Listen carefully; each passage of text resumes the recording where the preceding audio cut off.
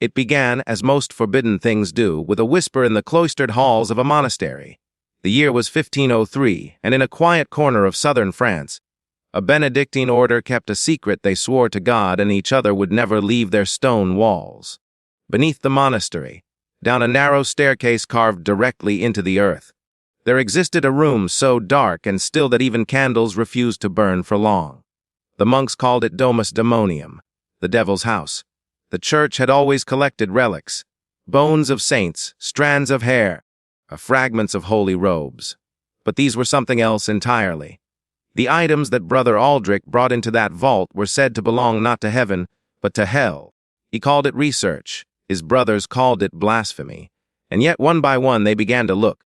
There was a mirror said to have been taken from a burned witch in Cologne, a mirror that reflected every man's face but his own.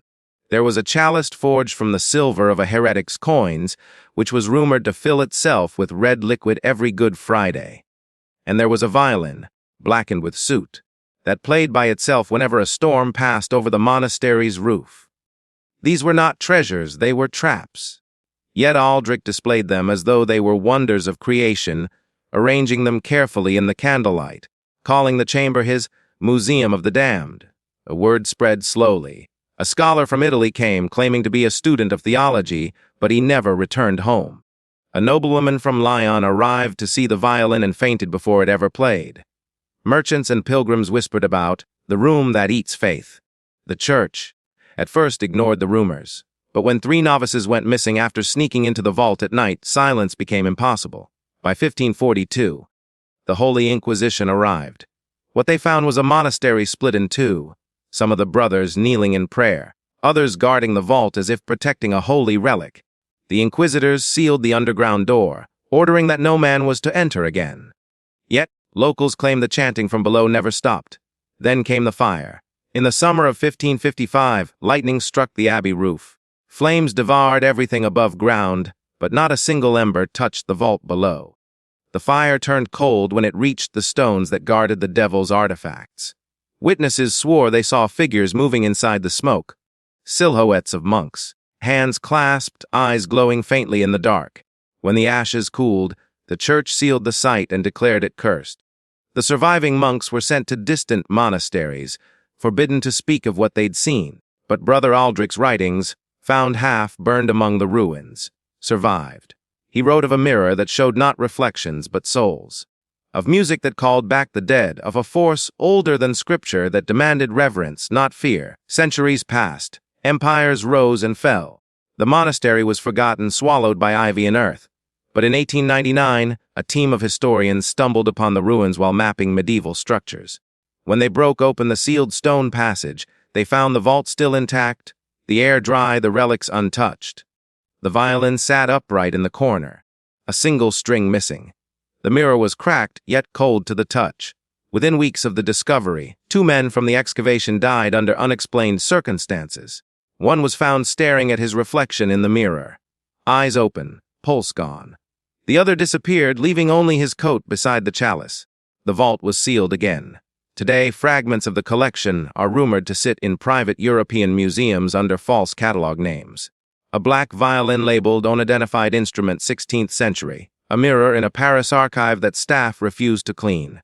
A chalice locked in a display case in Rome, never polished, never moved. 500 years later, the question remains, were these objects truly cursed? Or was the curse born from the men who believed they could control them?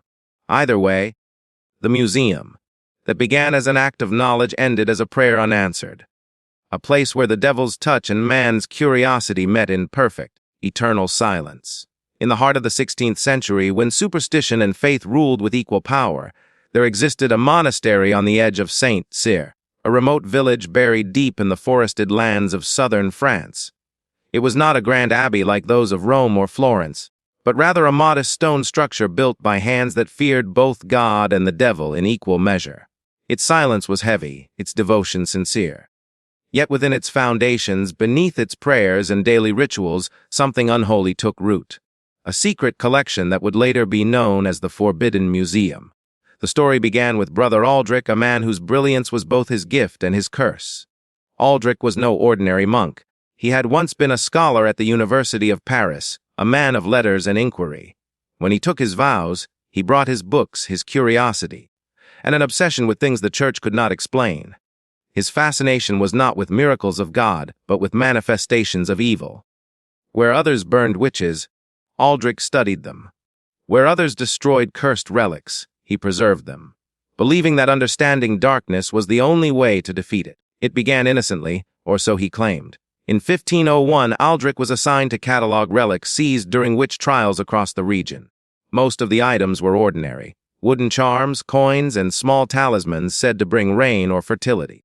But among them was one object that defied all explanation, a mirror that reflected everything except the man who held it. The church declared it a trick of the devil and ordered it destroyed. Aldrich disobeyed. Instead, he hid it within the monastery and began taking notes. He discovered that after midnight, the mirror's surface would ripple like water, and faint voices could be heard whispering names no one recognized. From that moment, Aldrich's obsession deepened. Each new trial, each execution, brought new curiosities to his attention.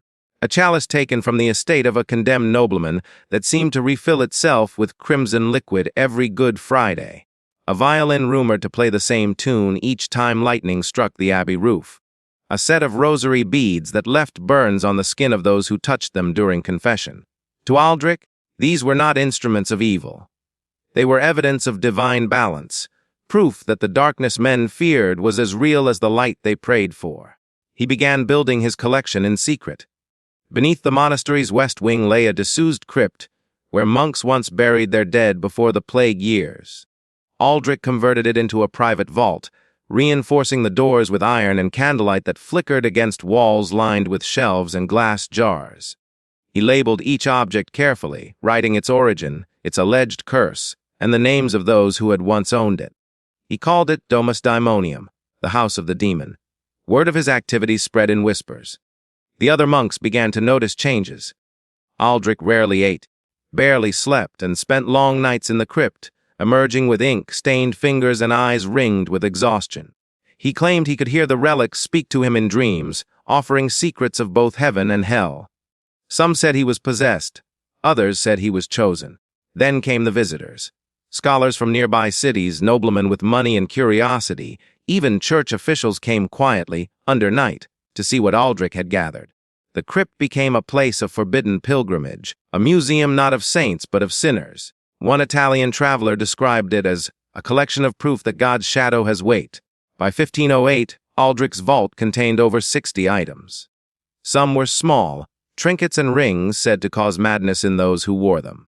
Others were grotesque, the preserved hand of a thief that allegedly pointed toward the nearest soul marked for death.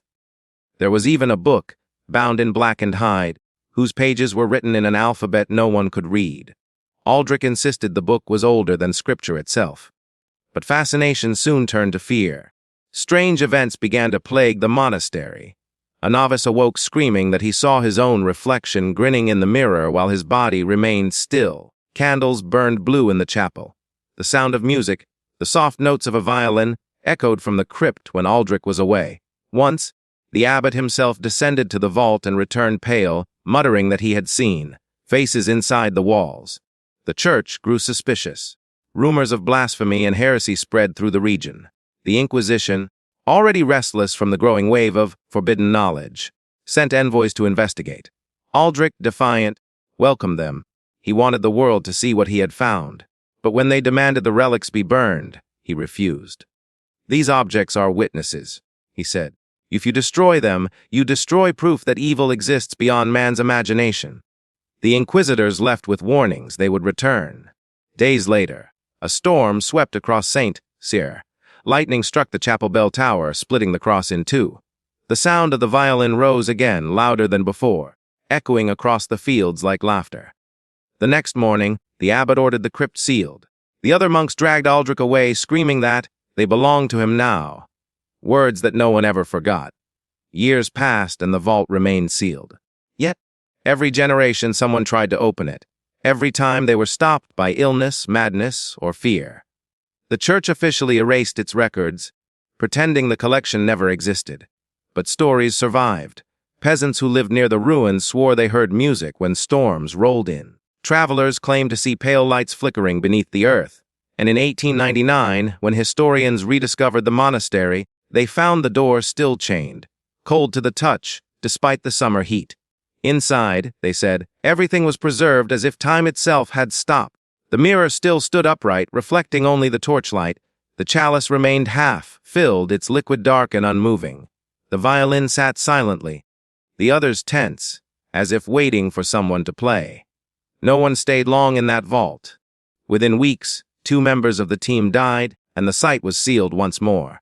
But pieces of Aldrich's forbidden collection are believed to survive, scattered across Europe, mislabeled in museums, hidden in private vaults. Every once in a while, an artifact surfaces, a cracked mirror that refuses to break, a violin with strings that hum when lightning strikes, a cup that stains every cloth it touches red. And those who own them, historians say, never keep them for long. Because what Brother Aldrich created was not just a museum, it was a shrine to human curiosity, a reminder that even in places built for God, man cannot resist the temptation to look into the dark and wonder what stares back. When Brother Aldrich's obsession with forbidden relics began to consume his soul, there was one man who refused to let the monastery fall into shadow, Father Matthew, the abbot of St. Cyr. History remembers Aldrich as the collector of cursed artifacts, but it was Matthew who stood between faith and damnation, torn between his duty to God and his loyalty to his brother in faith. Theirs was not just a battle between men, it was a war between belief and blasphemy. Father Matthew had joined the monastery decades before Aldrich arrived. He was a man of quiet discipline, not brilliant, not ambitious, but deeply devout. He believed in order, in silence, and in obedience to the will of heaven. When Aldrich first came young and bright-eyed, Matthew saw in him the future of the monastery, a man who could bring knowledge and respect to their isolated abbey. But soon, that admiration turned to dread as Aldrich's hunger for knowledge crossed into heresy. The first sign came in the form of a confession. One night, Aldrich entered the chapel, knelt before Matthew, and whispered something that chilled the older monk to his core. "Father," he said, "I have heard angels weep inside iron." At first, Matthew thought it a metaphor, some poetic musing of a scholar's restless mind. But when Aldrich showed him the mirror that reflected no soul, Matthew saw with his own eyes that something unnatural had entered their sacred walls. Matthew ordered the mirror destroyed immediately. Aldrich refused. "You call this evil because you do not understand it," he said. "But what if it is divine punishment made visible? What if it is proof that faith has a face?" The argument became the first of many. Over the years, Matthew pleaded with him to abandon the study of such relics. "Why serve God through humility, not through curiosity?" he warned. But Aldrich would only smile. "Even the serpent taught Eve truth," he replied. Despite his disapproval, Matthew could not bring himself to denounce Aldrich to the church. He told himself it was mercy, or hope that his brother might repent, but deep down it was fear. He had seen things in that crypt no man of faith should ever see: a chalice that bled, a cross that burned when touched, and a rosary that whispered the names of the damned. Still, he prayed for Aldrich every night. "Forgive him," he murmured. "He knows not whose voice he follows." But forgiveness, it seemed, had fled St. Cyr. By 1507, the monastery had changed. The monks no longer sang with joy, their hymns trembled like the wind through broken glass. The crops in the garden withered, and animals refused to approach the chapel at dusk. Rumors spread among the villagers. They said St. Cyr had become a place where shadows walked and prayers went unanswered. Matthew began to sense a presence, not seen but felt like a pressure in the air. Doors closed without wind. Candles guttered at his approach. And always, beneath the stone floors, he heard the faint sound of strings being plucked. The violin Aldrich kept in the crypt. He tried to confront him again, this time not as abbot but as friend. "Aldrich, you have brought something unholy into this house," Matthew said, his voice trembling. "You must burn it all before it consumes you." Aldrich looked at him with calm eyes and said, "Father, I have seen the face of truth, and it is not God." That night, Matthew could not sleep. He walked the corridors of the monastery praying aloud, hoping the sound of his voice might drown the whispers in the dark. But the whispers grew louder. When he reached the chapel, he found the crucifix had fallen from the wall. The Christ's wooden eyes seemed to stare not upward, but toward the floor, toward the crypt below. It was then Matthew made his choice. He would do what Aldrich would not. At dawn, he gathered the other monks and led them to the crypt. Aldrich was already there, seated among his relics, writing feverishly by candlelight. "You cannot take them," he said as Matthew approached. "They belong to the truth now." Matthew raised his hand, trembling, and said the words that would seal both their fates. Then the truth must burn. The monks stormed the vault, dragging Aldrich away as he screamed in fury. They smashed jars, shattered glass, and poured holy oil upon every relic they could find. But when Matthew set the first torch to the floor, the flames did not rise. They recoiled, twisting in the air like serpents before vanishing altogether. The fire would not burn. Aldrich laughed then, a sound that echoed against the stone like madness itself. "You cannot burn what was never alive," he cried. "You cannot destroy what heaven itself abandoned." Matthew fell to his knees.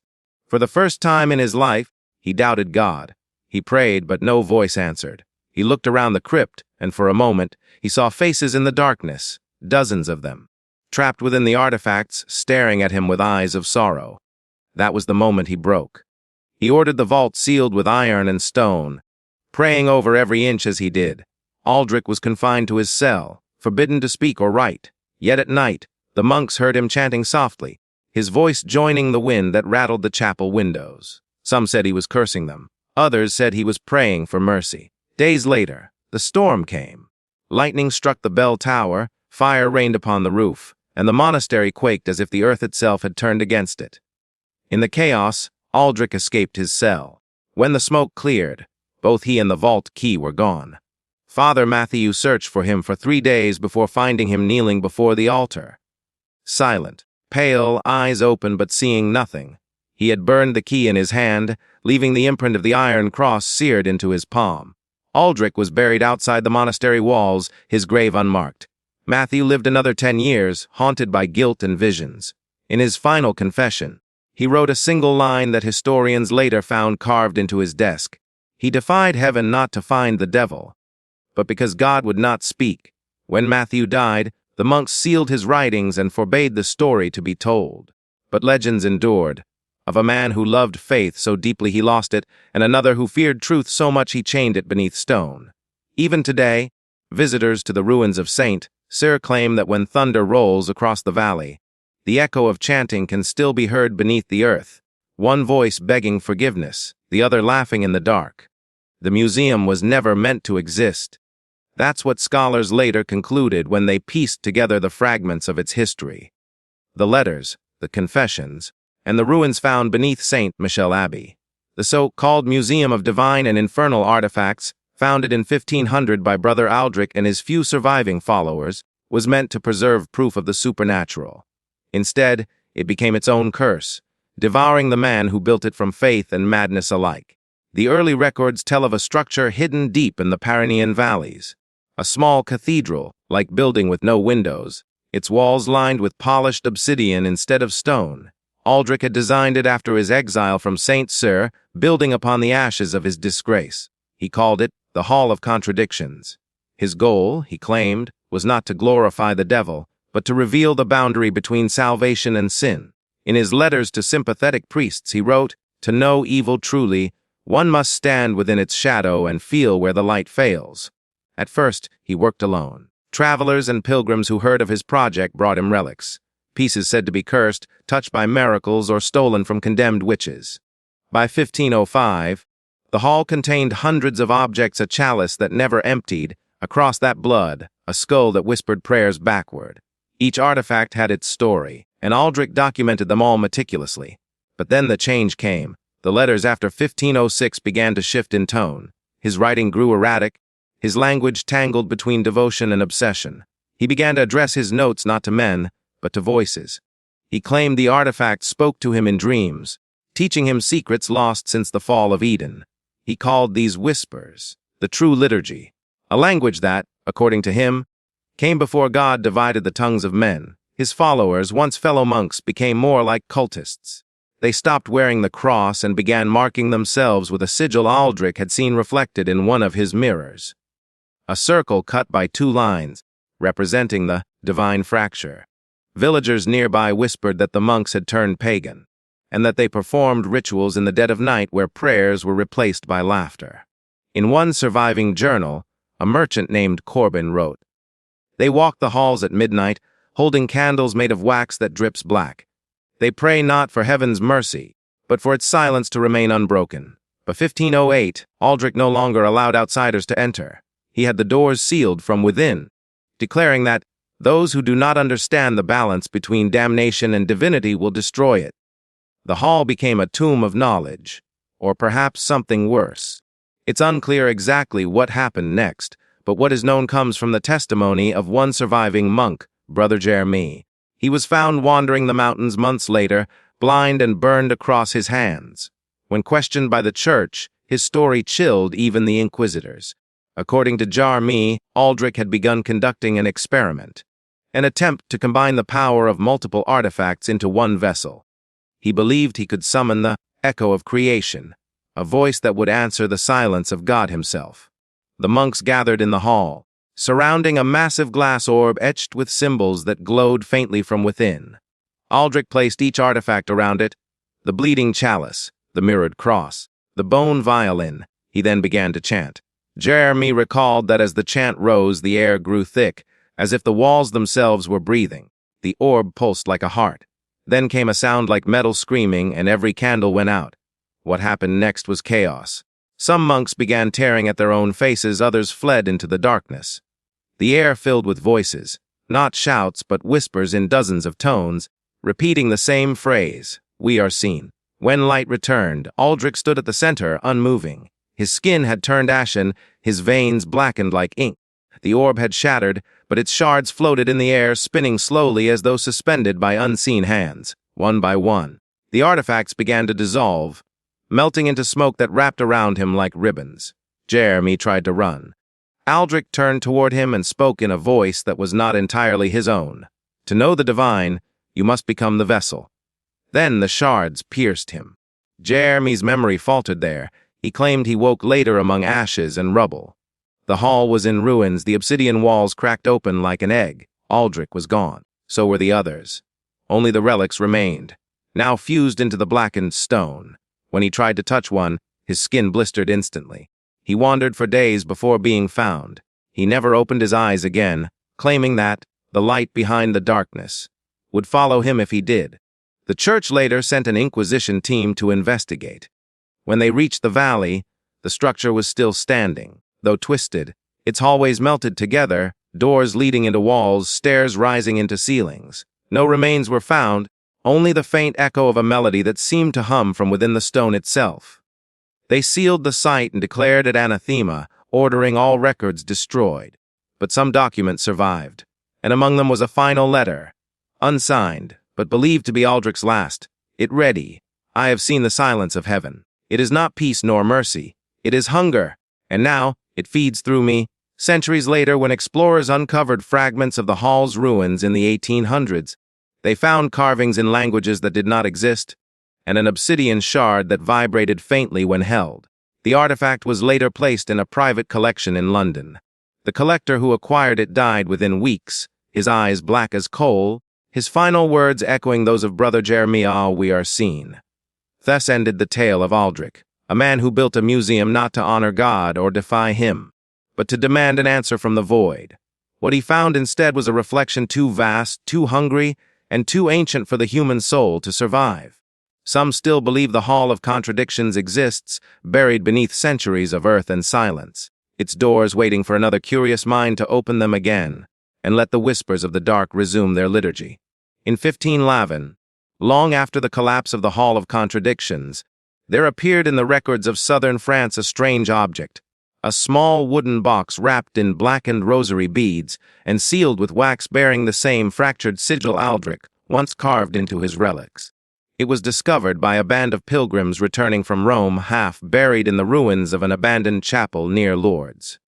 The leader of the group, a man named Ehine Moreau, mistook it for a reliquary. He carried it home as a gift for his wife, never suspecting that the box was the last remnant of Aldrich's cursed collection, and that it would destroy his family for 3 generations. The box itself was beautiful in a macabre way, carved from dark walnut, It was inlaid with thin lines of silver that formed no known pattern but shimmered like veins beneath the surface. It was small enough to fit in one's hands, yet impossibly heavy. Etched along its edge was a Latin inscription, Fides vincit omnia, faith conquers all. When Tyne brought it home, he placed it on the mantel beside a crucifix, believing it holy. That night, his wife Claudine woke to the sound of whispering in the walls. She thought it was wind at first, until she realized the whispers were repeating her name. At dawn, the family found the crucifix fallen to the floor, and the box, though sealed, was warm to the touch. Claudine begged her husband to throw it away, but Tyne refused. "It's a relic," he said. To destroy it would be blasphemy. The days passed, and strange things began to happen in the village. Milk soared overnight. Candles burned with black smoke. The church bell rang at midnight with no one in the tower, and in the Moreau home the box began to hum, a faint, low vibration, like something breathing beneath the wood. The village priest, Father Armand, was called to bless it. When he touched the box, his hand recoiled as if burned. "This is not of heaven," he said. "Shield it away." Tyne did as told, hiding it beneath the floorboards of his cellar. But that night, the hum grew louder. Claudine said she saw a figure standing at the foot of their bed, a tall shape, pale as ash, holding the box in its hands. When she screamed, the figure dissolved into smoke. The box was found lying between them on the bed the next morning, its wax seal now cracked open. Inside was not a relic, but something far stranger, a folded parchment and a single object. A tooth, large and human-like, blackened at the root. The parchment contained only a symbol drawn in blood, a circle cut by 2 lines. The same sigil Aldrich had once called the fracture of heaven. From that moment, the Moros were never the same. Tyne fell ill with a fever no physician could name. Claudine claimed she heard voices calling from inside the box, whispering secrets in a language she didn't understand. Their newborn son, Lucien, would cry endlessly unless the box was near his cradle. And when it was taken away, he'd fall silent, staring into the air as though listening to something unseen. By winter, Tyne was dead. His body was found in the cellar, his hands folded around the box, his mouth filled with ashes. Claudine fled the house with her son, but she carried the box with her. Perhaps out of fear, or perhaps because it had already claimed her. Years later, Lucien grew to be a quiet, withdrawn man. He refused to marry and spoke little of his mother, who had taken to wandering the woods, muttering prayers to the air. When she died, villagers found her body beneath a tree, her eyes open, her lips smiling faintly. The box lay beside her, untouched by rot despite decades in the damp forest. Lucien took it home. He tried to destroy it, burned it, drowned it, buried it, but it always returned, often appearing in his bed or upon his table before dawn. One night, driven by desperation, he pried it open again. Inside, the tooth was gone. In its place lay a small mirror, cracked but gleaming faintly in the candlelight. When he looked into it, he did not see his reflection. He saw his father, or what was left of him, Tyne's face, hollow and burned, mouthed words silently behind the glass. Lucien dropped the mirror and fled the house. He never returned. Days later, the cottage burned to the ground, and though the fire consumed everything, villagers claimed to see something glowing in the ashes the next morning. The box unharmed. The story might have ended there had it not been for a scholar named John du Prairie, who in 1642 came across a record of the Moreau curse in a local archive. Intrigued, he traced the family's history and learned that Lucien's descendants had scattered across France, each carrying fragments of the same misfortune. Nightmares, madness, and unexplained deaths. In every generation, the same phrase appeared in journals and letters, the box calls. Duprat found the object itself decades later, hidden in a monastery vault near Avignon. The monks who guarded it claimed it could not be moved without prayer, and that every 7th night it changed its weight, growing heavier as if something inside were alive. Duprat convinced them to let him examine it, but he made the same mistake as Tyne and he took it home. Within weeks, he began hearing whispers. He wrote in his journal, "It speaks of light, but shows only shadow. It says it remembers the hand that made it." The last entry in his diary read, "The fracture is not a symbol. It is a door." Duprat vanished that night. His house was found empty, the box resting in the center of his study, its wax seal restored as though it had never been opened. When modern historians rediscovered the tale in the 19th century, They dismissed it as folklore, another cautionary legend about cursed objects and lost faith. But the records of the Vatican tell a different story. Among the sealed archives of 1893, there exists a sketch of an object matching the description of the pilgrim's box. The document labels it as Artifact 47A, Provenance Hall of Contradiction circa 1500, status contained. Even now, that entry remains restricted. No images, no public access, no explanation. The only note written beside it in faded ink reads, "If found open, reseal immediately." The hum is not to be answered. And so the curse continues. A whisper from a forgotten time, traveling through centuries, waiting for the curious hand that dares to listen. In the year 1523, a painter named Gaspard de Vienne arrived in Avignon carrying nothing but a satchel of brushes, a half-empty flask of wine, and a small wooden box that never left his side. He was young but weary, looking with the pale, distant eyes of a man who had seen too much. Few knew that the box he carried was the same pilgrim's box once belonging to Etienne Moreau, the cursed relic that hummed with unseen breath. Gaspard, however, called it his muse. He was already known in whispers throughout France, not for fame, but for fear. His paintings were said to be too lifelike, too aware, as if the people in them were still watching the world through the veil of paint. Patrons claimed that when they turned their backs, the eyes in his portraits shifted, and the shadows in his work seemed to move when the room was dark. Yet his art was irresistible. Nobles and bishops alike competed to commission him, believing his brush could make them immortal. Gaspard would tell them that was precisely what he offered. He painted not for money, but for the promise of permanence. His motto, scrawled behind many of his canvases, read, "To see is to preserve." But the secret he kept from everyone, even from himself, was that the source of his gift was no divine inspiration, but the whispering from inside the box. According to his letters now preserved in fragments in the Bibliothèque Nationale, the box began speaking to him soon after he acquired it from a dying monk who had begged him to seal the silence. Instead, Gaspard opened it. Inside, he found a shard of glass, smooth, curved, and faintly reflective, as if taken from a mirror's edge. When he touched it, he felt warmth like a living pulse. And from that night onward, every time he painted, he heard a voice murmuring behind him, guiding his hand. At first, he thought it was inspiration, the kind all artists crave. But the more he painted, the less his work belonged to him. His portraits grew darker, his colors colder, and his subjects began to appear haunted by something unseen. Those who sat for him complained of strange dreams afterward, of standing in vast empty halls of obsidian, or seeing their reflections blink when they did not. Then came his first masterpiece, the Madonna of the Broken Veil. Painted for a cathedral in Tilos, the work depicted the Virgin Mary not in serenity, but in sorrow. Her veil was torn, her eyes filled with tears of blood, and behind her, faint outlines of faces pressed against the fabric, as though trapped within it. When it was unveiled, witnesses claimed the air in the cathedral grew cold, and a faint hum filled the room. A few days later, the priest who commissioned it was found dead in the confessional, his face pale, his eyes wide open, and his tongue black as ash. Gaspard fled the city, terrified yet exhilarated. He wrote in his journal, "The box teaches me what no mortal brush could know. It whispers of the divine wound, of creation undone. My art is not mine. It is the echo of something older than beauty." Over the next decade, he wandered from town to town, leaving behind a trail of paintings that no church dared display.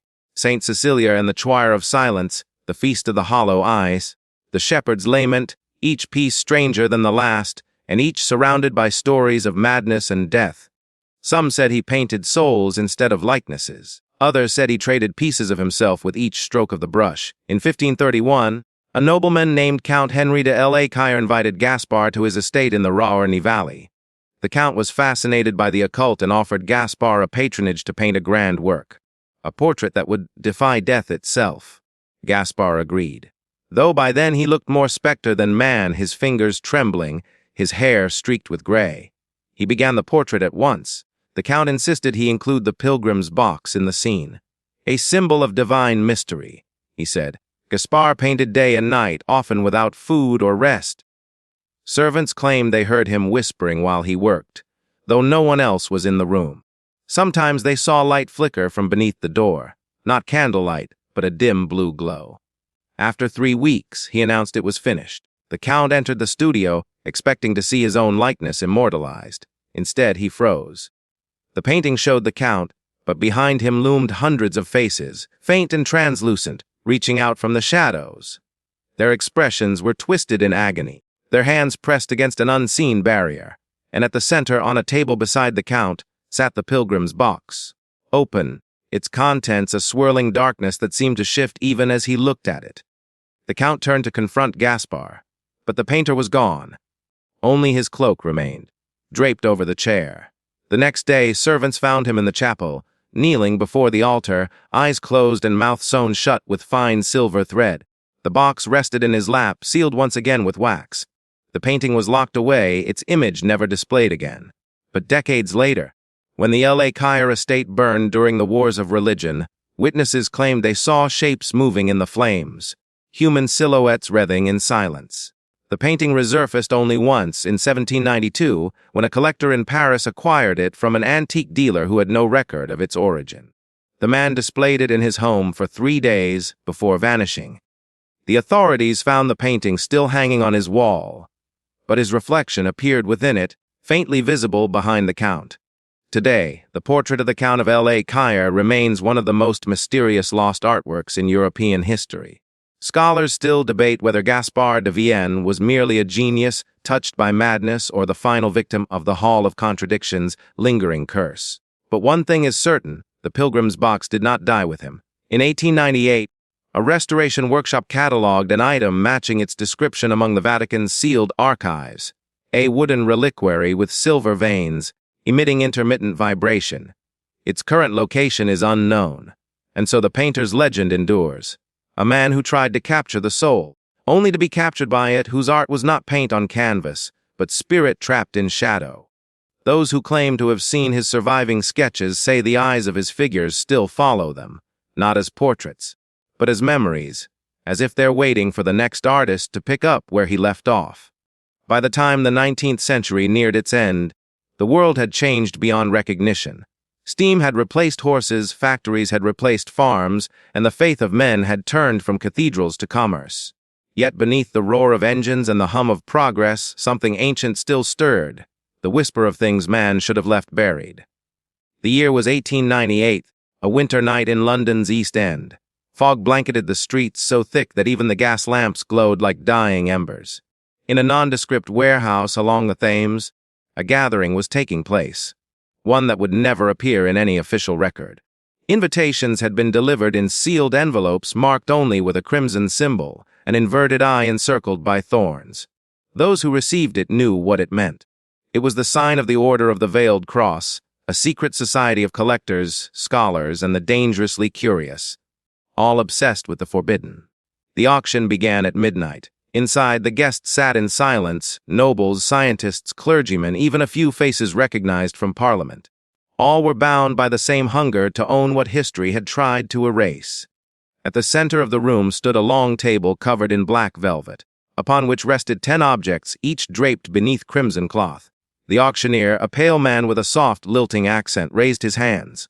"Tonight," he said, "you will not bid for gold or jewels. You will bid for echoes. Relics that have outlived their masters, that have seen God's light and hell's shadow. You will bid, my friends, for immortality." He pulled away the first cloth. Beneath it lay a mirror fragment mounted in silver, small, curved, faintly luminous. A murmur rippled through the crowd. Someone whispered, "Gaspar's glass." Indeed, it was said to be a piece of the painter of ashes' lost relic, the shard from the pilgrim's box. The auctioneer claimed it had been recovered from a private chapel in Avignon after the French Revolution, hidden behind a panel of decayed frescoes. When the light struck it, faint figures appeared in the reflection, moving, whispering, pleading. The bidding began furiously. A banker from Munich offered a small fortune, only to be outbid by a woman veiled in mourning black. She never gave her name. When she won, she pressed her hand to the glass and whispered something no one could hear. The shard flickered, and for an instant, her veil moved as though someone beneath it had breathed out. One by one, the relics were revealed. A bronze censer from Florence that exhaled smoke in the shape of human faces. A child's rosary strung with teeth instead of beads. A Bible inked entirely in blood that never dried. a wax mask rumored to contain the soul of a murderer executed centuries before. And finally, the last object, covered by a cloth darker than all the rest. When the auctioneer lifted it, a hush fell over the room. It was a small wooden box, bound in silver veins, vibrating faintly as if something inside it lived. "The pilgrim's box," he said. "The source of Gaspar's gift. The relic that has crossed centuries of silence." He smiled. "And tonight it will find its final master." The bidding was chaos. Men shouted, women fainted. Chairs toppled. Someone screamed when the gas lamps flickered. Others claimed they saw shadows moving along the walls, tall and thin. The air grew heavy, almost humming, like an organ note that never stopped. Then came the final bid, a voice from the back of the room, calm, confident. A man stepped forward, dressed not like a noble but a scholar, thin spectacles, gray coat, no jewelry. He gave his name simply as Dr. Elias Ward, a historian from Oxford. "I offer no coin," he said, "only the promise that the box will never open again." The room laughed. The auctioneer began to dismiss him, but before he could, the box began to rattle. The silver veins glowed red, and the floorboards beneath it groaned like living wood. The laughter stopped. The auctioneer froze mid-word, his throat tight, eyes wide. From the cracks of the box, black dust poured out, coiling like smoke. Then, silence. When the light steadied again, the box was gone. So was Dr. Ward. The surviving guests claimed the doors had locked themselves. For hours, no one could leave. The air grew so cold that frost formed on the velvet cloths. When dawn came, the warehouse was empty. Save for the 10 pedestals, each relic gone, each cloth burned to ash. The police found no evidence of a crime. No footprints, no names. Only the faint smell of candle wax and a single word carved into the table in Latin, apertus, opened. In the weeks that followed, London was haunted by strange reports. A nun in Whitechapel painted murals of faceless saints before clawing out her own eyes. A collector in Mayfair was found dead in his study, his mirror melted into the shape of a screaming mouth. And across the city, whispers spread that the Order of the Veiled Cross had vanished, not disbanded, but simply ceased to exist. Only one clue surfaced. A letter sent anonymously to the British Museum, postmarked from Venice. It read, "The relics were never meant for us. They are pieces of a whole, fragments of a wound that once bled through time itself. Each owner feeds it. Each admirer awakens it. When the final relic is brought together, the hall will open again, and those who gaze upon it will forget the difference between beauty and damnation." Signed, E.W. Many believed the initials belonged to Dr. Ward. Some thought he had sacrificed himself to contain the curse. Others claimed he was never human to begin with, only the vessel chosen by whatever the relics represented. Today, no record of the midnight auction exists in public archives, but fragments of its catalog have appeared in private collections. Numbered pages written in black ink that fades when touched by sunlight. Curators who've handled them say that if you press your ear against the paper, you can hear a faint hum, like distant chanting. And yet, rumors persist that once every 50 years, when the fog returns thick over the Thames, a single candle lights itself in the abandoned warehouse. The door opens, a table waits, and if you listen closely, a voice invites you to bid, not with gold, but with your soul. The world may have forgotten Gaspar, the painter who captured spirits, and E. Hein Morau who crafted the box. But the curse they unleashed still lingers, passed from hand to hand, auction to auction, through centuries of greed and faith and blindness. Some say the relics were meant to be kept apart. Others believe they're calling to one another again, waiting for their final owner. And if history has taught us anything, it's this: mankind has never been able to resist opening the box. There are men who collect art because they love beauty, and then there are men who collect because they crave power. In the shadowy world of forbidden relics, beauty was never the goal. Control was. And no one embodied that hunger more completely than Lord Percival Harrow, a name once whispered in the parlors of Victorian London, and later erased from every official archive. Lord Harrow was born into immense wealth. His ancestors had funded explorers, financed wars, and purchased kingdoms with the stroke of a pen. But he was not content with estates or influence. What fascinated him was the hidden. The objects history had condemned, religion had buried, and scholars had sworn never existed. When he first heard of the Devil's Museum, a collection of cursed artifacts said to have vanished in the 1500s, he became obsessed. Legends claimed it had been built in a monastery deep within the Italian Alps, where monks once gathered unholy objects under the pretense of study. Some said the Vatican sealed the site with holy fire. Others claimed the collection had merely moved, carried across centuries by secret societies and collectors who viewed themselves as keepers of forbidden knowledge. To Harrow, the truth didn't matter. He wanted the collection, not for faith, not for study, but to own it. His obsession began innocently enough. He purchased fragments of relics from forgotten churches, glass eyes from saint statues, bones said to have been blessed and cursed in equal measure. Then, through a contact in Florence, he acquired something extraordinary. A gilded reliquary containing what the seller swore was a sliver of wood from the pilgrim's box. From that night on, Harrow changed. Servants said they heard him whispering to the box, as if it answered him. He stopped entertaining guests, dismissed his staff, and sealed himself inside his manor for weeks at a time. When he emerged, he looked pale and fevered, yet his voice had gained a strange conviction. He began sending letters to collectors across Europe, offering impossible sums for any artifact connected to the so-called Devil's Museum. Within a year, his manor, Blackridge Hall, had become a vault of horrors. The walls were lined with paintings that seemed to move when no one watched. Statues wept oil. A grandfather clock ticked backward. One visitor, a German historian named Albert Grimm, later wrote, "It was less a house and more a wound."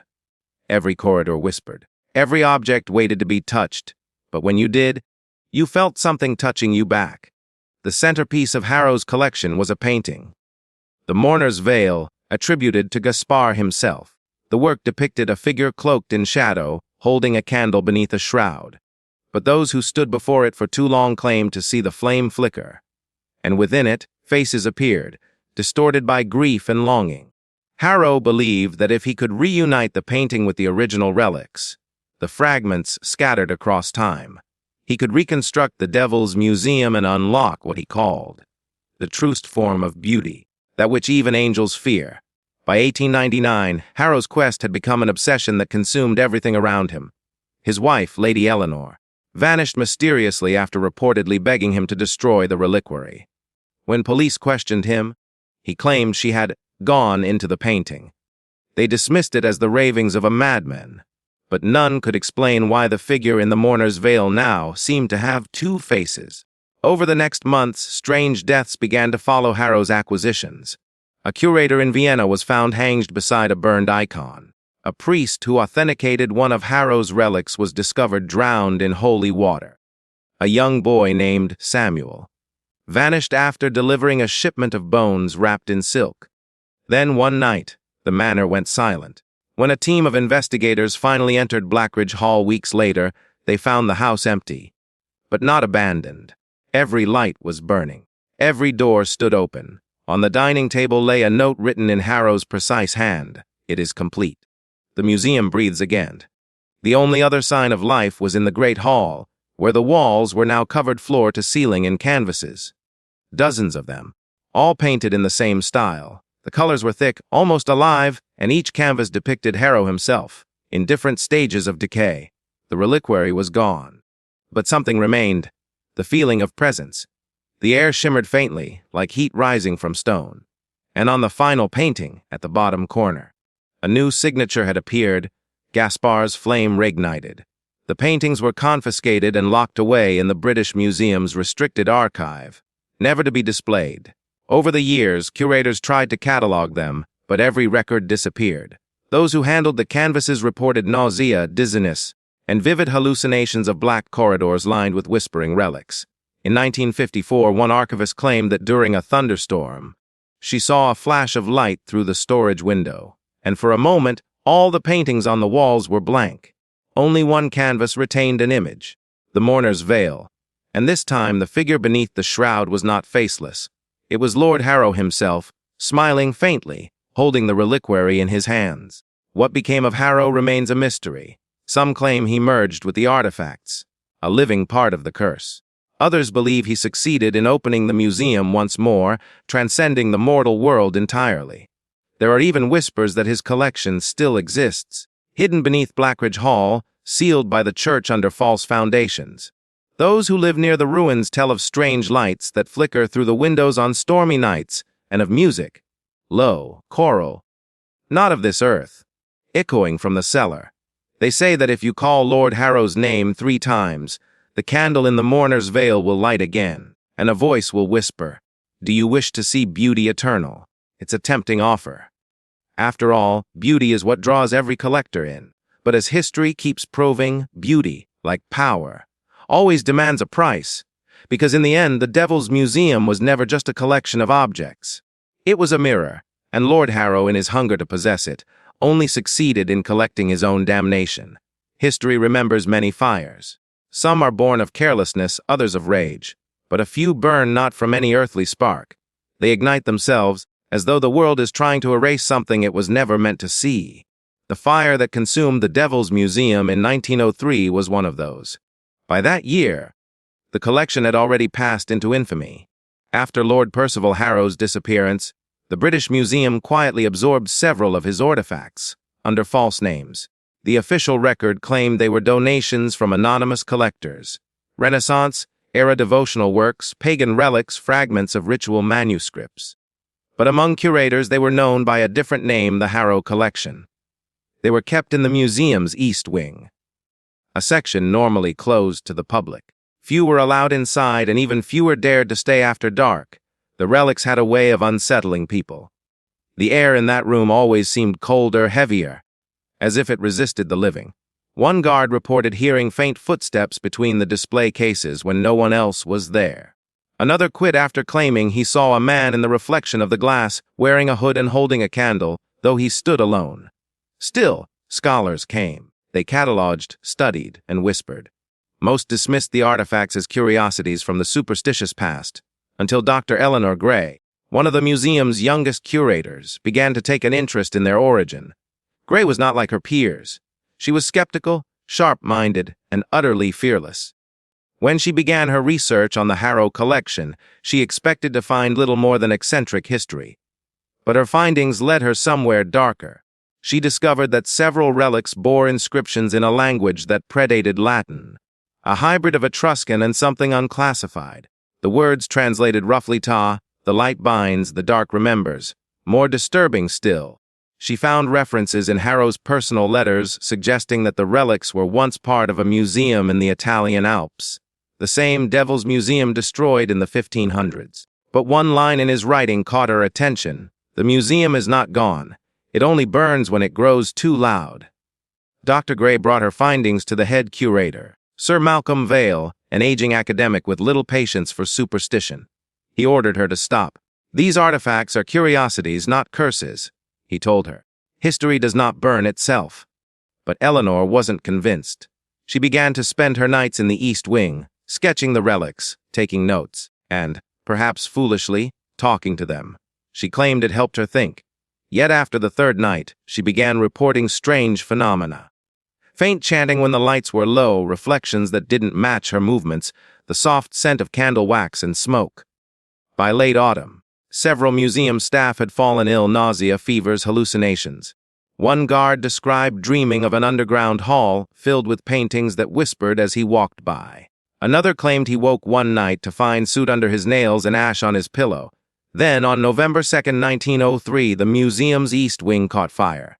The blaze began in the early hours of the morning. Witnesses described seeing an unnatural light flicker through the windows, blue and white, like lightning trapped inside glass. The fire spread with impossible speed. By the time firefighters arrived, the East Wing had already collapsed inward, the flames roaring as though feeding on more than wood and oil. But the strangest part came later. When the smoke cleared, the museum's main structure was largely intact, except for the Harrow Collection.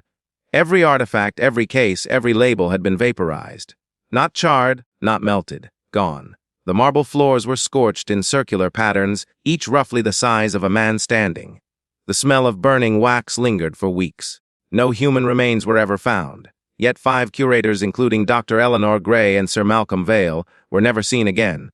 Their offices were untouched, their coats still hanging on their chairs. The only sign of their presence was on the wall of the ruined East Wing, a long black streak that curved like the outline of a door. When the museum reopened months later, it downplayed the fire. Official reports cited a faulty gas lamp and a proper storage of cleaning solvents. But behind closed doors, the surviving staff told a different story. One night guard, Thomas Reddick, swore he saw figures walking in the flames. Silhouettes of men and women, holding hands, moving in a circle. He said they didn't scream. They just vanished into the light. When he was interviewed, he repeated one phrase over and over. They walked right through the fire like it was a doorway. The museum board sealed the site permanently. For decades, it remained an unspoken secret, a black mark in the archives. Yet even after reconstruction, staff continued to report strange occurrences. Lights flickering in the empty corridors, the scent of smoke on cold nights, and sometimes in the New East Gallery, visitors claimed they could hear faint music, a soft humming like voices singing from behind the walls.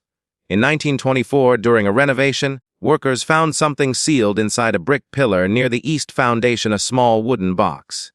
It was charred but intact. Its silver bindings melted into intricate veins. Inside was a single strip of parchment covered in blackened ink. Though mostly destroyed, one line remained legible. The hall opens when the flame remembers its shape. No one could identify who wrote it or how it survived the fire. The box was sent to a private collection and disappeared again. To this day, the 1903 fire remains one of London's strangest unsolved events. It destroyed only one section of the museum, killed no one, and yet erased every trace of the artifacts that caused it. Some historians claim it was a cover-up, that the museum deliberately destroyed cursed objects to protect its reputation. Others argue the relics simply called themselves home. But those who still study forbidden art, the few who dare to whisper about the Devil's Museum, tell another version. They say the fire was not destruction, but migration. The museum, they believe, is alive, a shifting, breathing entity that burns away its boundaries when it needs to move. And maybe, just maybe, the curators who vanished in the flames didn't die at all. Maybe they simply crossed over, becoming part of the very collection they sought to understand. After all, every fire leaves behind ashes. And in those ashes, sometimes something begins again. In 1911, a man named Edmund Rook stepped off a train at King's Cross Station carrying nothing but a tattered suitcase and a leather-bound sketchbook. He was a travel artist, one of those restless souls who drifted through towns and ruins, capturing whatever the world forgot. But unlike other artists of his time, Edmund didn't paint beauty. He painted places that remembered things. He had spent years sketching abandoned monasteries, burned churches, and half-buried graveyards. He believed that the world carried memory like skin, that every ruin whispered the story of what it had lost. But his obsession would lead him to something far darker than forgotten stones. It began when Edmund visited London to document the remnants of the 1903 museum fire. The site had been sealed for nearly a decade, but his curiosity, and a small bribe, earned him entry under the pretense of architectural restoration studies. What he found inside was unlike anything he had ever seen. The east wing, though rebuilt, still smelled of smoke. The walls carried faint scorch marks that seemed to form shapes, curves, arches, something almost human. The floor tiles shimmered faintly when struck by sunlight, like embers buried beneath glass. He began to sketch. His first drawings were architectural, methodical. But the longer he stayed, the stranger his lines became. He found himself tracing figures that weren't there. Silhouettes of people bending, kneeling, turning toward something unseen. When he reviewed his sketches later, he noticed the figures seemed to move ever so slightly, shifting from page to page, as though caught in the act of crossing between worlds. That was the first sign. The second came 3 nights later, when Edmund began to dream of a corridor made of ash. He walked it endlessly, his steps echoing like whispers. At the end stood a doorway, charred, unmarked, and behind it, faint music, the sound of glass scraping stone. When he woke, the sketchbook lay open beside his bed, and on the page was a drawing of that same corridor. He didn't remember making it. Convinced he had stumbled onto something extraordinary, Edmund returned to the museum site every night, sketching feverishly under lantern light. He began to see faces in the walls, blurred, distorted, but unmistakably human. He drew them all. By the end of the week, his sketchbook had changed. The drawings bled into one another, forming a continuous sequence, as if he were recording a film instead of sketches. His friends noticed the difference. "You're not painting ruins anymore," One of them told him, "You're painting something alive." By mid-November, Edmund's work had caught the attention of a small circle of occult scholars. The remnants of what some believed to be the Order of the Veiled Cross, long thought disbanded. They invited him to show his sketches in private. The meeting took place in the basement of an old publishing house in Bloomsbury. Edmund arrived nervous but eager. As he laid out his drawings, the men and women gathered around fell silent. One by one, their expressions changed. Curiosity to fear, fascination to horror. "What did you see, Mr. Rook?" asked one of them, a woman with gray eyes and a voice like smoke. "Nothing," he replied. "I just drew what the room remembered." The woman leaned closer to one of the sketches. It showed a dark hall lined with statues. But in the far corner, a faint light flickered, shaped like a candle flame. She whispered a single word, "Gaspar." Before Edmund could ask what she meant, one of the others abruptly gathered the sketches and threw them into the fireplace. Flames roared to life, consuming the pages in seconds. Edmund shouted, trying to save them, but the group restrained him. "It's not art," one of them hissed. "It's invitation." But it was already too late. As the sketches burned, the fire turned blue. The room grew cold. Shadows along the walls began to move slow, deliberate, like something remembering how to breathe. The gray-eyed woman screamed for them to douse the fire, but no one could. The flames consumed everything, except one page which floated free and landed in Edmund's hands untouched. It was blank, completely white. The others fled. Edmund stood alone, shaking, staring at the paper. Then, before his eyes, faint charcoal lines began to appear, not drawn but revealed, like something bleeding through from beneath. It was the corridor from his dreams again. But this time, the door at the end was open. He didn't sleep that night. Over the following days, Edmund's behavior grew erratic. He claimed he could see figures standing at the edge of mirrors, waiting for him to finish drawing them. He stopped eating, stopped writing letters. When his friends broke into his rented studio, they found the walls covered in sketches.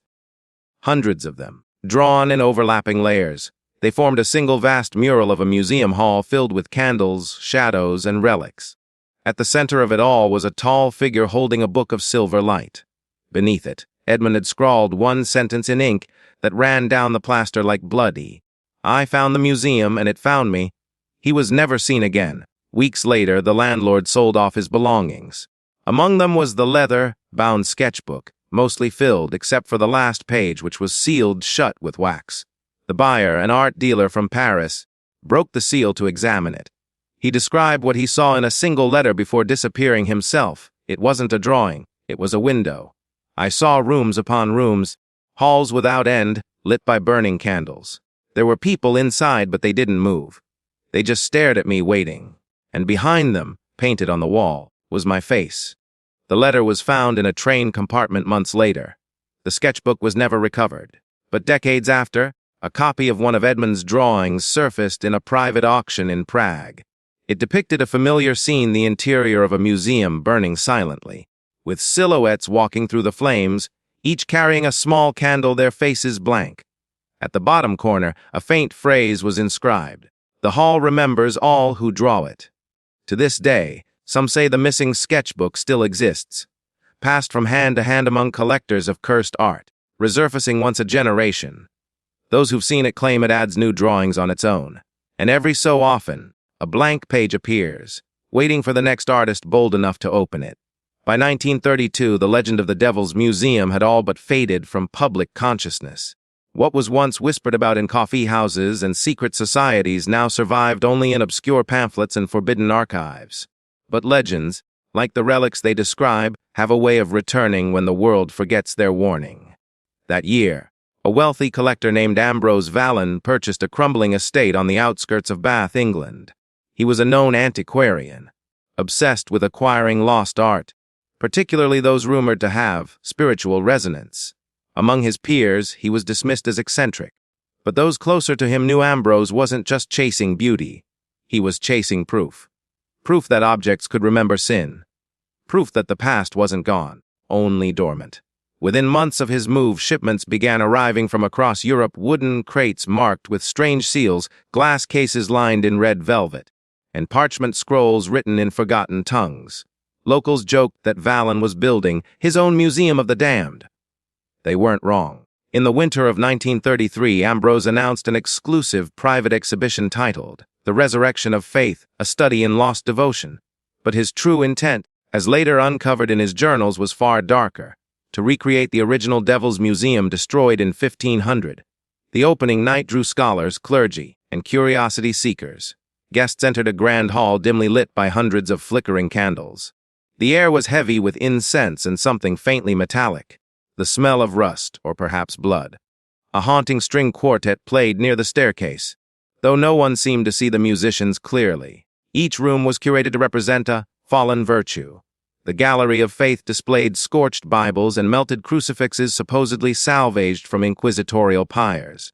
The Chamber of Truth held mirrors that reflected the viewer's face, but subtly altered, eyes missing, mouths twisted, or expressions reversed.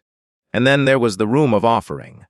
At first glance, it seemed empty except for a pedestal in the center, on which rested a single object beneath a black cloth. A sign read Artifact 17, origin unconfirmed. Recovered Rome 1500. When the clock struck midnight, Vallon himself entered, carrying a candle and a silver key. The guests fell silent as he approached the pedestal. He spoke calmly, his voice echoing through the hall. They said it burned with the rest. They said no trace remained. But history lies, and tonight, truth returns to its altar. With that, he lifted the cloth. Beneath it lay a small, blackened sculpture, the idol once rumored to have stood at the heart of the original Devil's Museum. Though disfigured by fire, its surface shimmered faintly, as if absorbing the candlelight rather than reflecting it.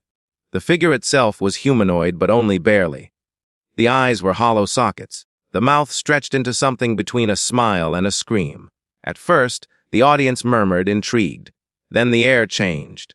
The temperature dropped. The candles around the room began to sputter. A deep hum filled the space, not heard but felt, vibrating through bone and blood. The sculpture began to bleed. A thick, black resin seeped from its cracks, dripping onto the pedestal and spreading in slow circles like ink in water. Several guests screamed, one collapsed. But Ambrose did not move. Instead, he whispered, "You see, even ash remembers worship." And then all at once, the candles went out. Witness accounts of what happened next vary. Some claim the room filled with voices, chanting in a language no one recognized. Others say the walls began to melt, revealing corridors stretching into darkness. A few survivors insisted that they saw paintings come alive, figures stepping down from their frames, their faces unfinished, eyes empty. When the police arrived hours later, the mansion was silent. Every guest was gone. No bodies were ever found. Only the burned remains of the exhibition, the black pedestal still standing at the center of the room. On it, the idol was missing. In its place, a message had been scorched into the wood in Latin. Ex iba finis, the exhibit ends. The authorities dismissed the case as an electrical fire. But Ambrose's journal, discovered months later in a vault beneath the estate, told another story. His final entry read, "The artifact does not destroy, it remembers. I have built the rooms again, and now they wait, empty, patient. The museum wants its audience. It will open when the world is ready to believe once more." After his disappearance, the estate was sealed. But over the decades, strange reports continued. Hikers spoke of faint candlelight glowing through the windows at night. Local children dared each other to leave offerings, coins, drawings, even bones, at the gate. Those who did claimed they later dreamed of marble halls and whispering statues, all asking the same question: "Have you come to see the collection?" In 1971, a photographer named Lena Havers broke into the ruins of the Vallon estate. She took 36 photographs before fleeing in terror. When the film was developed, 35 of the pictures were blank. The final image showed a long corridor filled with burning candles, and at the far end, a silhouette holding a book made of light. Experts confirmed the architecture in the photo didn't match any room in the house. They called it a trick of exposure. But those familiar with the museum's history recognized the scene instantly. It was the same hall of offerings described in the 1500 accounts. The room where the Devil's Museum was said to begin and end. No one has entered since. The estate remains locked under government order. Yet, every 10 years, a new rumor surfaces, of collectors receiving invitations printed on aged parchment. Each letter bears the same words, handwritten in soot black ink: "The museum reopens." Attendance is compulsory. No one admits to attending. No one who receives the letter is heard from again. Still, historians argue, was Ambrose Vallon truly resurrecting an ancient blasphemy, or merely a madman consumed by myth? But one undeniable truth remains. The legend began with fire, and every attempt to contain it ends the same way. In smoke, in silence, and in something that refuses to stay buried. Because the Devil's Museum was never just a building. It was an idea that evil deserves to be displayed. And somewhere, behind a locked door in the world's forgotten places, the next exhibit waits.